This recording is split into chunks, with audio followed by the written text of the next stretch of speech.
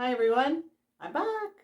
It's Ali or Al or Allison. I'm from Southern Ontario in Canada, and I'm back for a new episode of What Have I Been Doing?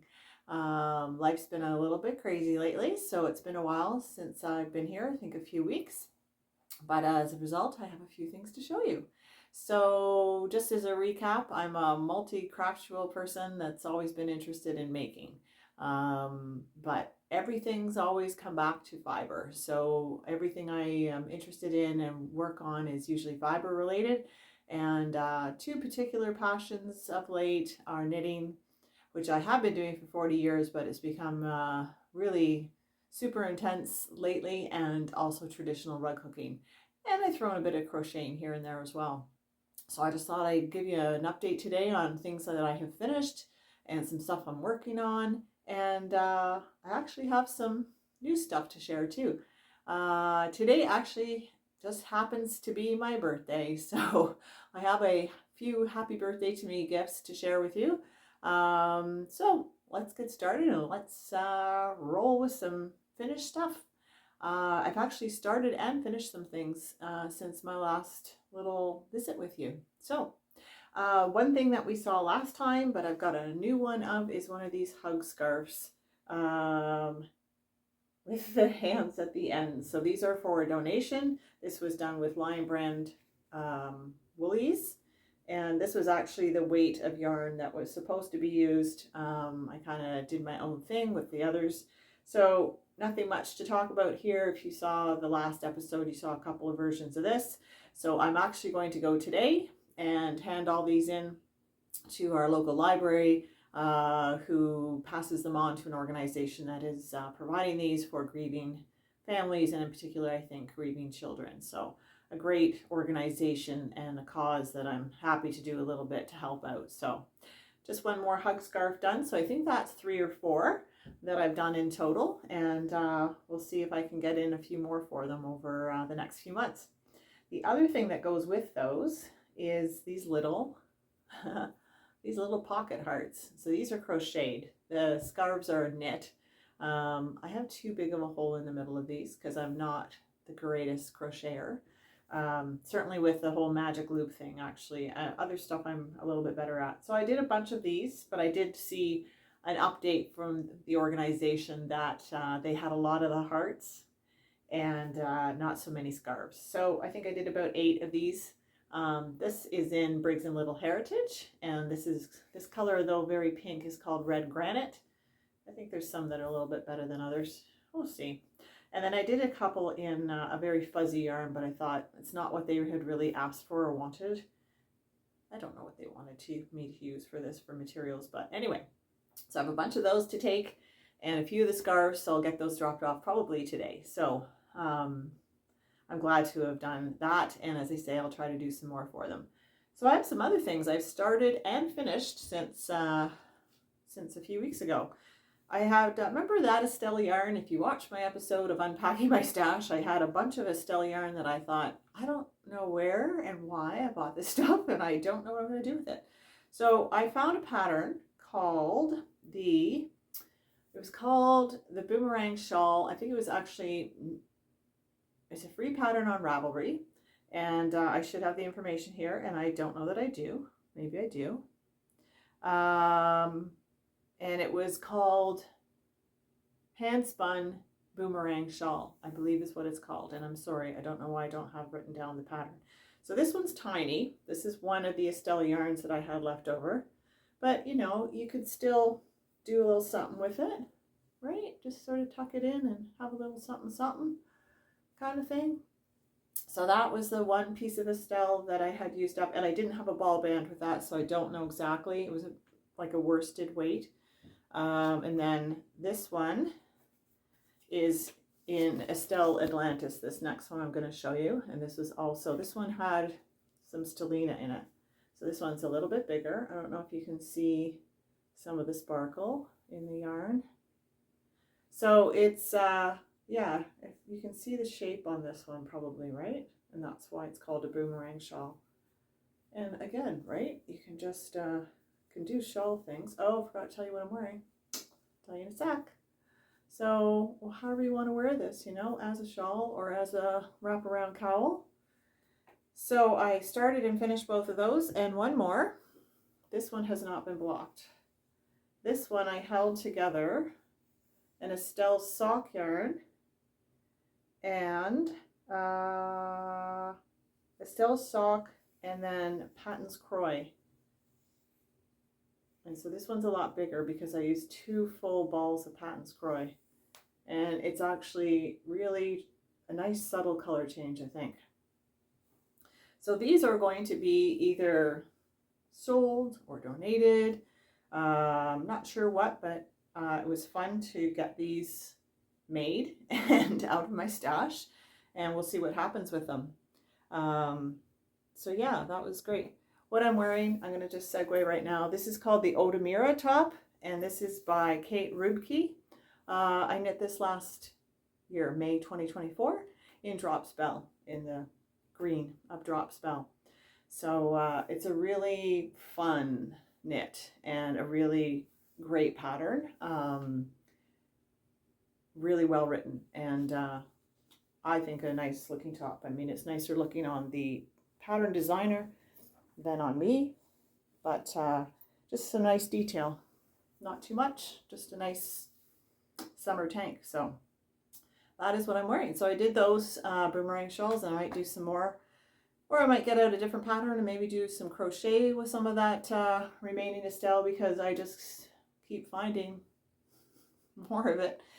So I've put together a few other combinations of whether it's just the Estelle or the yarn that I found, or possibly holding it double with something else. So probably share those in the future. The other thing I put on my needles recently was a yarn that I actually bought originally for rug hooking. And I grabbed it and said, no, let's use this. So it's, I can't remember what that's, SWTC. I can't remember what that stands for, Saphira. I bought this so long ago. This is a 100-gram ball of superwash merino, which does not feel or look like superwash. And so it's got these 3 colors in it. I bought this so long ago that the price amazes me. I think I maybe had this in my stash for a good 15, 20 years. But it's used now, although it's not completely used. Look. So now I have to figure out what to do with that. But look what I made. I have been for the last 2 or 3 years saying, I need some mittens. And then I get to the fall and the winter and I don't have myself, I keep thinking do it in the summer and get it done. And now I have. There's a few snags in this because this yarn's kind of snaggy, but you know what? These are going to be used and they're going to be worn. And they're probably going to look awful within a couple of months of winter start, or 1 month of winter starting. This is Tin Can Knits, free pattern. I have the wrap on my phone. Am I showing you well? I don't know. Can you see the color? I don't know. Yeah, there we go. It's sort of a nice chartreusey and gray and yellow. So look at the way that the dyeing kind of played out in the mitts. It's kind of funky, but I actually love them. And these were done in 2 days. Started and finished in 2 days. So I'm really happy to have these. And now that I've done that pattern, which I knew would be easy, I'm now over the hurdle of let's get some mittens made, and because I started, and I'm gonna try and bang out some more because I'd like to actually have some in some other weights. Like these are actually pretty thick. I want to do some in some other weights so that when you just need a little something, that I've got something. So I might make a small pair for a little pal of mine. Are you watching, Mom of little people in my life? You might see this on some little hands. So we'll see. I gotta weigh that and see how much yarn is left. So those are all the finished things. I think that's all the finished things. Just checking my list here that's sitting below me. But that felt good getting all that done. Other things that you have seen before. First I'll start with this sock. And I don't have a sock blocker yet, but I have one on the way, or a pair of them on the way. I did finish this sock. I think I started I think I had shown the start of this. So one sock is done. The next one is on the needles, started, ready to go. I am leaving that for when I need to be sitting in doctor's offices, etc. I am going to be doing that a lot, not for myself so much, but accompanying a family member. So lots of doctor's appointments coming up.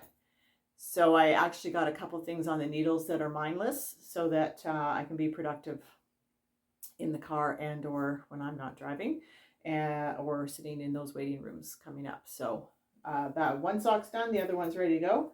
The other thing that I cast on, there's no pattern to that. It's a 3x1 rib, and remember I lost the ball band for that yarn and I haven't found it yet, and yeah, starting to think I won't. So I have nothing to tell you there other than it's a fingering weight yarn. It's clearly superwash, and it's just pattern, no pattern, my pattern, 3x1 rib, that's it. I have also started a 2x2 ribbed beanie called the Ribbed Beanie by Maker Maker. If you watch the Nitty Stew, she recently talked about this pattern on her podcast, also free pattern. So I started this the other day. I started it and got it going. And one appointment yesterday, and that much happened. So I have a feeling I might be making a lot of these beanies this fall, I should say. We're only in August, so not winter. I wish it was more wintry out, but it's not. So yeah, I'm trying out this beanie based on recommendation from the Nitty Stew. She talked about it recently. She had knit a couple up, and I thought I'll check out that pattern. So I'm going to finish this off, see how it fits, and this is a superwash, hold on, Indulgent Sock DK by Yarn Indulgences,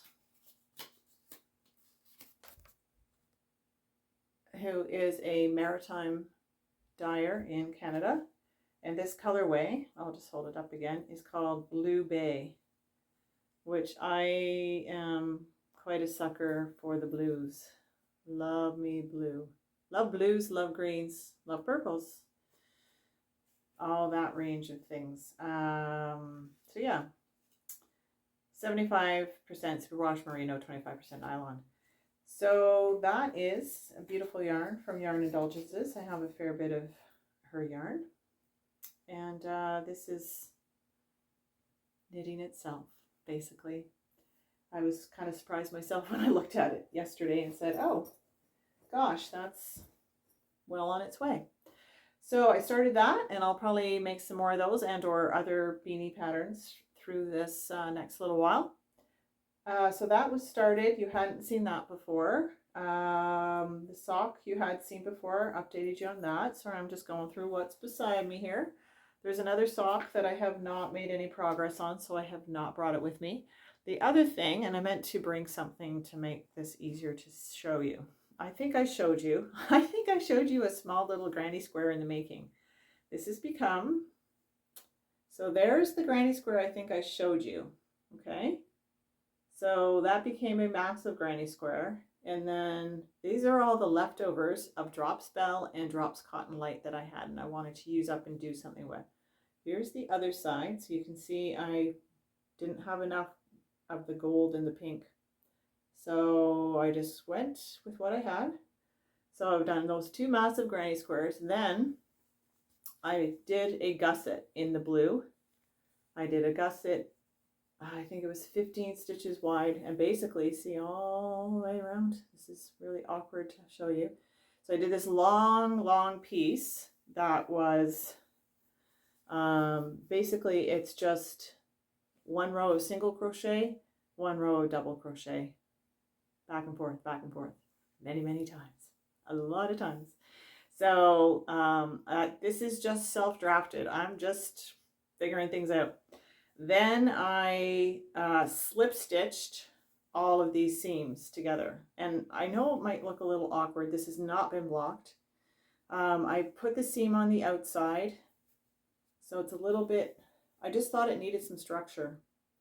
So, after I did the granny squares, I did 3 rows around each of the big granny squares, 3 rows of single crochet, just to, again, give it some structure.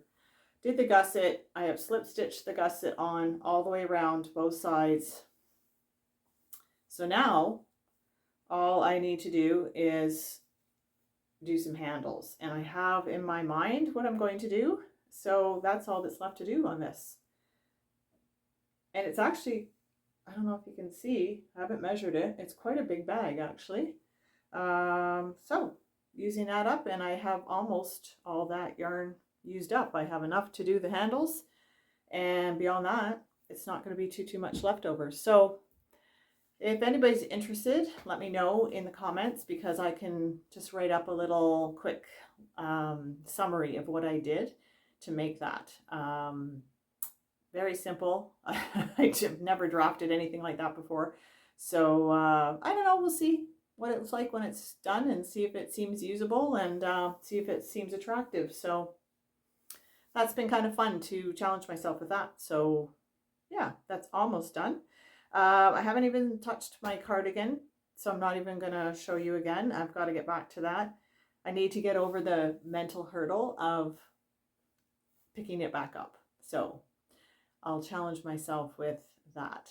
Pick it up, get yourself reoriented to where it's at, and get back to it. Okay, so that'll be my cardigan.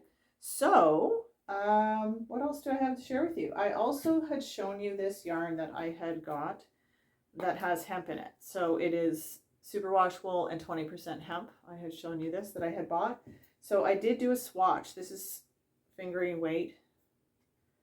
I'm just looking at it. It's 400 meters per 100 grams. So you can see I do massive swatches. For socks in particular, I do not like to do a big swatch because, you know, whatever. And I do swatch flat. I know somebody's going to say socks aren't knit flat, but I don't have a problem. I find if I swatch flat, it's fine. My gauge is the same as if I swatched in the round. So I'm fine to do that. It doesn't create a problem for me. This is crazy. I think I measured it, and it was like 9.5 stitches per inch, which I don't get out of any other sock yarn. Yes, knit on 2mm needles, because that's what I knit socks on, unless it's like a Patons Kroy or a heavier sock weight. 9.5 stitches per inch is nowhere, like I never get anywhere close to that. So that's crazy. Anyway, I will do the math and figure out who I'm going to make these for. And I have a whole formula to determine how many stitches to cast on, and I just do that formula. I don't follow anybody's, like I never follow the 64 stitches or 72 stitches or 54 stitches. I don't follow just sort of a pattern in that regard. I do the math, and I determine what each person needs for their foot, to fit their foot or fit their calf, and then do the math to figure out, with this particular yarn, how many stitches I need. So if it tells me to cast on 68 stitches, I will. Or if it tells me to cast on, in this case, it might be 72, it might be 76, because it's so many stitches per inch. So we'll see. Just wanted to tell you that I had swatched with that, and that's what I'm finding. So this is really, really quite fine yarn. So that is that. That will become socks. It might become socks soon, because that's good waiting room knitting. Waiting rooms tend to have fluorescent lighting. I'll be able to see the stitches. All good. What else did I have to share with you? Got through that pretty quickly. That's good.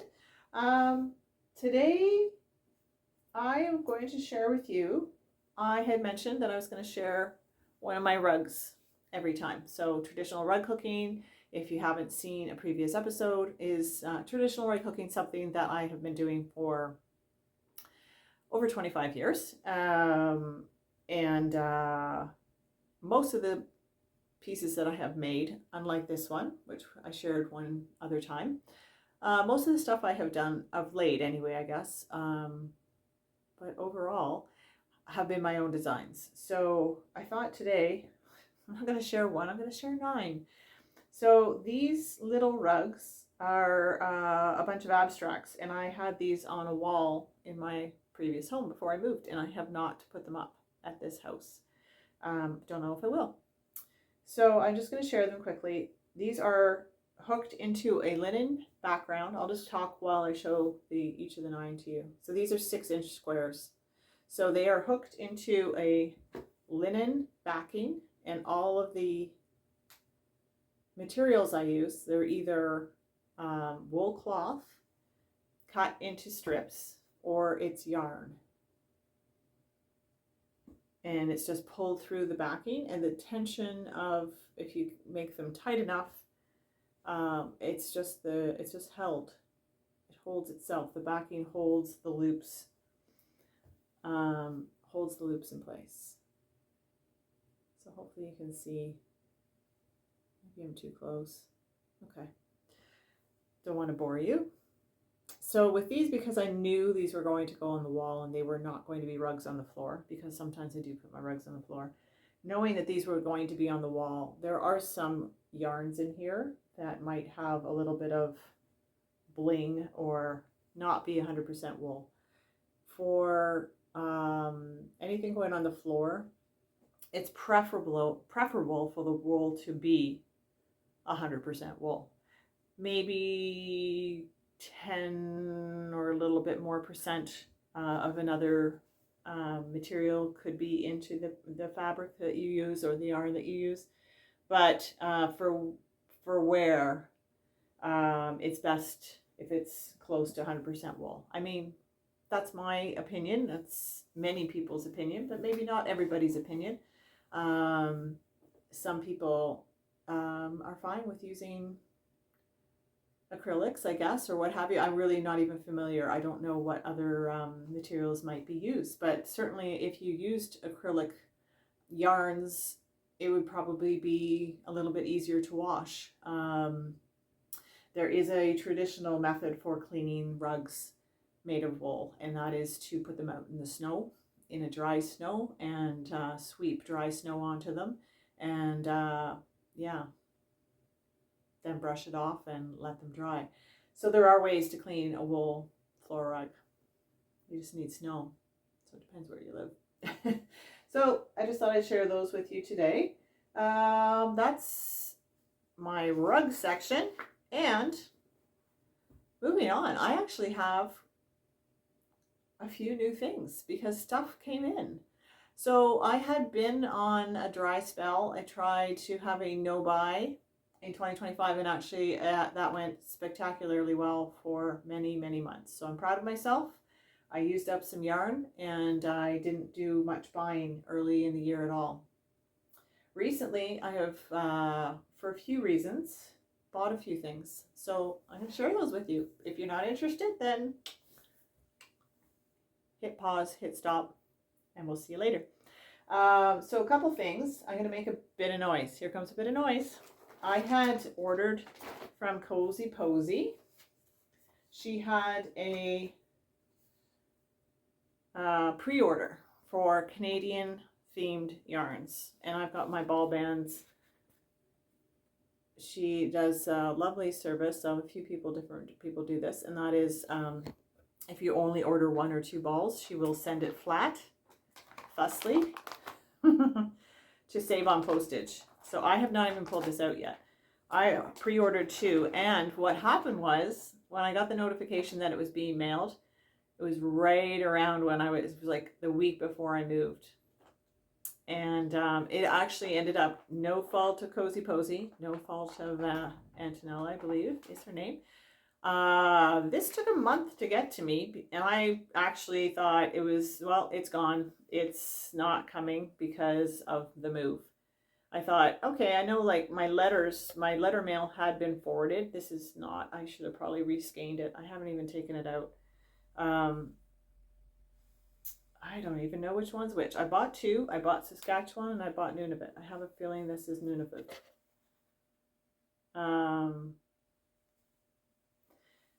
I had my mail forwarded, paid for it to be forwarded. And as much as this did come in letter mail, because she flattened it, And this is Saskatchewan, because I love my greens.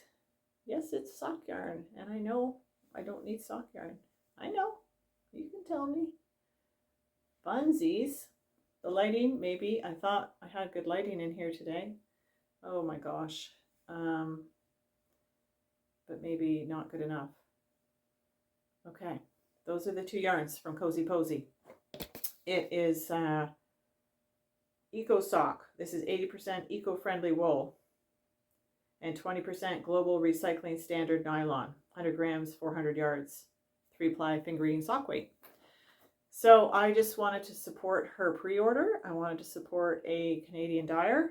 And as I say, it's actually more exciting because it actually came in the end. It took a month for Canada Post to get it here, but it got here. I had written it off. I thought, okay, bad time for a move, and I'm not going to see it, but it got here in the end. So that was exciting. Actually, it got here while I was on holiday. So while I was on holiday, I bought one thing of yarn, and that was a set of minis. I know, I do not need these. I have a lot of minis from Lichen and Lace. Lichen and Lace is in New Brunswick dyer, but I bought these in Nova Scotia at a small little store in Nova Scotia. So I thought that was kind of appropriate. I sort of spread the purchase over 2 provinces. So these are, this kind of, you know, this represents colors I love. And I don't know if they're coming through too well. This is called, I think it had a name, Lilac Retreat. So just some nice fun blues and lilac-y colors. So that was the I'm on holiday, I'm allowed to buy something purchase. Because recently we were in Nova Scotia for a family wedding. And yeah. While I was away, I wanted to support another Canadian dyer, and that was Tiny Human Knits. She did a release, and this came really fast, and this is Nutcracker. So this is a Christmas yarn, self-striping yarn with a mini. Why I would purchase this? As I say, I wanted to be supportive, and it looked really lovely. I don't usually buy too many or use too many self-striping yarns, and I don't usually buy Christmas specific sock yarn. I did both in one. So these will become Christmas socks, probably for a family member. I also, because today's my birthday, I thought I could buy myself a birthday gift, and I purchased The Gnomes of Grimblewood. Not a new book, but I've been wanting to get into doing some gnomes. I have previously bought a pattern from Sarah, and because I know the book has, I think it's 8 different gnomes are in here, or different. There's a bunch of different combinations. I just thought gnomes. I know I would love to have some gnomes around the house, and so I got that, and I also got the doodle knit directory, because I can totally see myself wanting to throw some of these different motifs into socks, or I don't know, who knows, a million things. So I sort of spoiled myself.